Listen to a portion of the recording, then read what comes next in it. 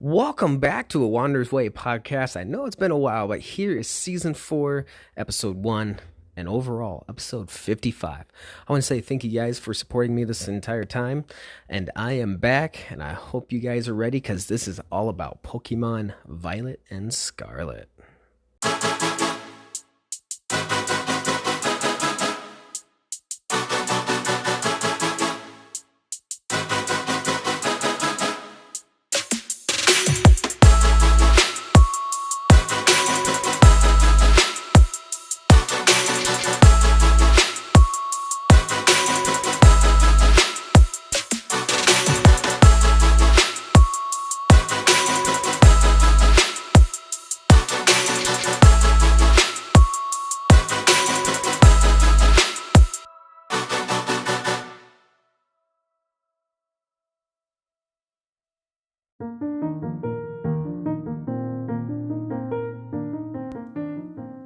A Wanderer's Way podcast is a podcast sharing everything of a hobbyist and a collector's dream while creating a fun atmosphere with valuable information and personal views.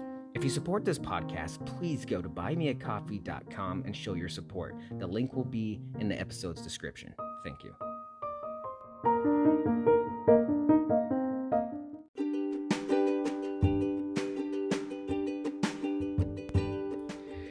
So Pokemon Scarlet and Violet has taken over the world. We already have a release date, November 18th of this year. Man, pre-orders are already up. I already pre-ordered mine. And I chose Violet for several reasons. But when you look at everything, Scarlet and Violet, they're actually taking this as like a time difference on everything. So Scarlet's supposed to be based in the past, and Violet's supposed to be based in the future. Even with their new legendaries, which we will get to, because they are amazing. So let's start from the beginning, and then end with the legendaries. So let's go. So Scarlet and Violet, they're actually different from each other, not just based on exclusive Pokemon, which we have not found out yet about all the exclusives, but they have exclusives and different this time. Normally, it's just the only difference between the exclusives is just the legendary Pokemon and the Pokemon in the Pokédex itself. So for this one, it's much different, and they changed it just a little bit, which makes it very intriguing now. So yes, when you're starting out, your outfits are actually going to be different for the start too. I don't know if that's going to be a theme for like all of the clothing, or if they're going to have the same exact kind of different clothing for each thing in there, or if they're also going to be based on the gaming itself, seeing that Scarlet's supposed to be based in the past and, Violet's supposed to be based in the future. So I don't know how that one's going to work, and it's going to be really intriguing to find out. Also, we just found out we have different professors, which this is going to be awesome. So, same thing as I was saying before, past and future, their names also corresponds with it. So you got Sada, which is a female professor for Scarlet, and then you got Turo, which is a male professor for Violet, and they actually look really good. Like, the designs are very, very, very, very well done. So your new energetic friend, Pokemon training rival.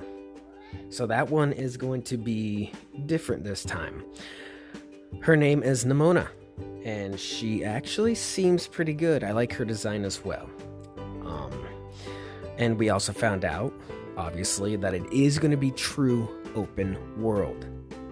So this is going to be awesome. It's not going to be like Arceus. It's not going to be like Sword and Shield. It's actually going to be fully 100% open this time. And that is a huge plus. And they announced that the space taken is going to be 10 gigabytes. Obviously, this is going to be more of downloading it, not buying the actual physical copy. So I just want to make this very clear. That is actually says a lot about how the open world and everything is going to be. As it is literally 2 gigabytes less than what Sword and Shield was, and that is with all the DLCs with it. I don't know if we're gonna get DLCs for this. I'm pretty sure we probably will. And they also have new features, which is really, really, really cool. So you got co-op up to 4 friends, which will allow you to have trading, gameplay, battling, and exploration. So we're looking at something awesome. So you have 4 friends, all 4 of you can go out and join each other. Now, we don't know how it's going to work, if it's going to be local based, if it's going to be multiplayer online, or if it's going to be both. I'm actually hoping it's for both, even though I don't really have anyone to play with, and probably won't. I'll probably play it solo, but I mean, to have that option available is big, and it's really good, important in my opinion. On top of that, when we're talking about exploration, now here's the new thing too, and this one I'm very all for, because it's really, really good. So you will not have a story force. You will not have being dictated where to go based on the story. The exploration is based on you. And everything will work out when it's ready, when you are ready. So that is really, really huge. And now another important thing, and this one has hit Twitter pretty hard. So the black characters on here, so the darker skin, really look clean. They really look good. And then on top of that, the new hairstyles, especially the black style hairstyles, they look really, really well done. Actually, I think they look better than all the other hairstyles. But I think that's very cool. They really made it inclusive for everybody, especially for people that want to have the dark skin. You know, they are. And, you know, so this time you actually have really, I think it's just really well done. I think it's very important to have that inclusive touch to it. And the graphics itself for the game looks absolutely phenomenal. I mean, it's definitely a step up from Sword and Shield. And way better than Arceus Legends, which was probably the worst looking Pokemon game on the new system. Now, outside of that, as we've seen previously, that the Pokemon centers are actually outside of the cities and not inside. We're gonna find out why, but I think it's actually kind of smart too, in a lot of ways. Now, we're gonna get to something that's really been taken over the Pokemon world right now, and that is Lechonk. Yes, the pig, Lechonk, which is actually kind of funny.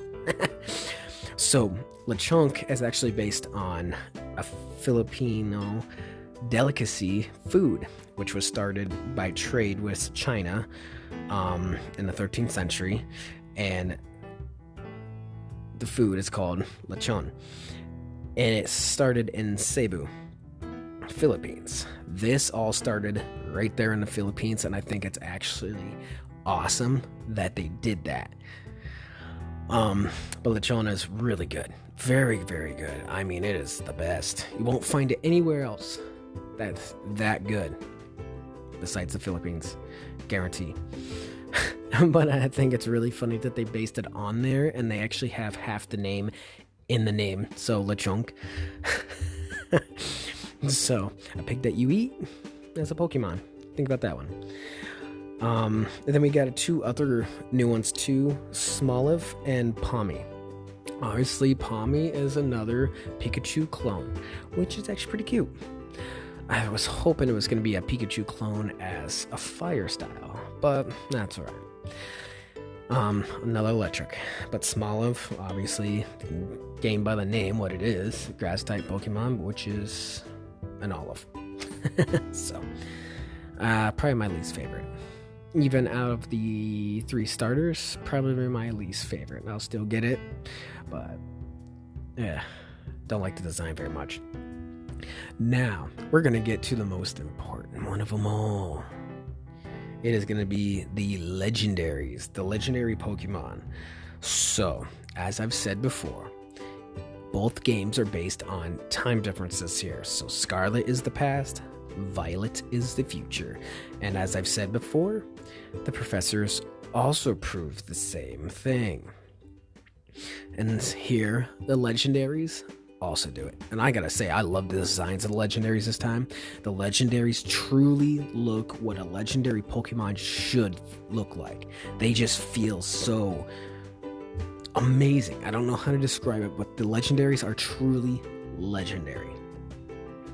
So we got Koraidon, and then we got Miraidon. So Koraidon has like a tire in his chest, and it's more based on the passes. Obviously, it's red, and it's a dragon, and it's, dude, he looks awesome. But the one that I'm choosing, which is Violet, based on the future, so Miraidon, he has jetpack engines as his niece, which is actually unique, but he almost looks like a mech-based dragon. Obviously the future, which makes sense for the jetpack engine as his kneecaps. But he looks so cool. I think he's going to be more of a dragon and electricity. It just makes sense because he has like lightning bolts going through his head too. Man, but the designs are probably some of the best designs of all time, in my opinion.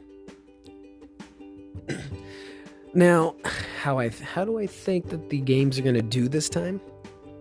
When we look at Sword and Shield, the games did very, very, very well. So the games actually ended up being the number 2 overall best-selling Pokemon game of all time, right below Red and Blue. Beat out Silver and Gold. I loved them. I have over 300 hours in Sword and Shield. Now, I'm not playing it now anymore, but Legends of Arceus, now it didn't sell very well. Like, it started off really, really hot, like it was going to outsell Sword and Shield, but it stopped at 12 million, so it didn't really sell that well. It did do better than Black and White 2, which is a huge plus because, well, those are probably the worst games of all Pokemon. The worst selling too. And not counting spin-offs either, just mainline. So, yeah. You know, I see a lot in the community for this hate. They're like, oh, the graphics suck. Guys, you gotta realize. For example, I have the Samsung Galaxy Note 10 Plus, and the graphics of my phone is way stronger, way faster, and better than the Nintendo Switch. You gotta realize, because let's look at it this way. You have popular games on mobile phones that will not work on the Switch. So you guys are trying to get like PS4 experience graphics out of Pokemon on the Switch. It's not going to work. Honestly, I think the style of these graphics, which are more based on I think new Pokemon Snap, and I like them. I think they look good. Like the designs and everything, the coloring, everything just fits in what Pokemon should be, in my opinion. Now, everyone that's trying to sit here and crying about the graphics, oh, it is 2022. We all need better graphics. I'm sorry. I don't care. The graphics are fine just how they are. The only thing I care about is the gameplay. And this is what seems to be going on in all of the gaming community, which is really frustrating, annoying, and quite ignorant, is everyone's so focused on the graphics. It's the same thing that's ruined movies and anime too. Like, everyone's focusing on the appearance of everything and lacking on the storylines and the gameplay for all these games. Granted, there are some good games out there that has everything. There's games out there that has a less focus on graphics, and then other ones that are more focused on graphics. This isn't the PS1 era, where the games were like the best. Well, that's my opinion, but then I get that. But come on. You guys can't sit here and keep being focused on the graphics of a game. It's just too much negativity, and it's getting irritating. Like, the Pokemon fan base is absolutely toxic and probably one of the worst, along with Dragon Ball community and Star Wars community, like possibly the most toxic of them all. So come on, guys, we need to join together. Stop worrying about the graphics and start worrying about the gameplay. Personally, I think this one might actually do better than Sword and Shield if done right and promoted right, and everyone they do the reviews properly on YouTube. I think this could really send or deplete the sales of this game. Now, looking at how Sword and Shield did, if this one is truly open world as they keep promising and claiming, and it all works together and they have a good amount of Pokemon in the Pokédex, not just 200, because God forbid, if it's 10 gigabytes for this game and there's like only 200 Pokemon, I'm going to be really mad. Like, it is time to step up the game. That is one thing that I can complain about, is you need to have a minimum of 400 Pokemon in the game to start. If you're going to do a DLC, add 200 more. Personally, I think now it's Gen 9. They should have every single Pokemon in the game from the start of the series to now. Though that's my personal opinion. Yes, I know, 1,000 or over 1,000 now? That's a lot of Pokemon, but hello, completing your Pokédex and sitting there and playing a game, that is what's going to create the longevity of the game. Especially when you can create new teams based on these Pokemon. That includes all the legendaries too. But there needs to be something for reward of getting those legendaries. Obviously, you got to separate everything too. So obviously not every single Pokemon in one. Obviously, it's going to have to get cut in half and, exclusive for one and exclusives for other, which would be a big, big one, trying to decide which one. But I'm still waiting for that. Right now, my choice is on Violet, but if I find that the exclusives are better on Scarlet, I'll probably go that. I only get one of the series. I will not get both games. That's actually how the traditional way was supposed to be. You weren't supposed to buy both games. You're supposed to buy one and learn to trade with others. And that's what I'm going to do. The traditional way of trying to complete my Pokédex. Yes, it is a pain sometimes, but yes. Anyways, with that being said, thank you for joining me for this brand new episode of the podcast. Hope you guys have a wonderful week.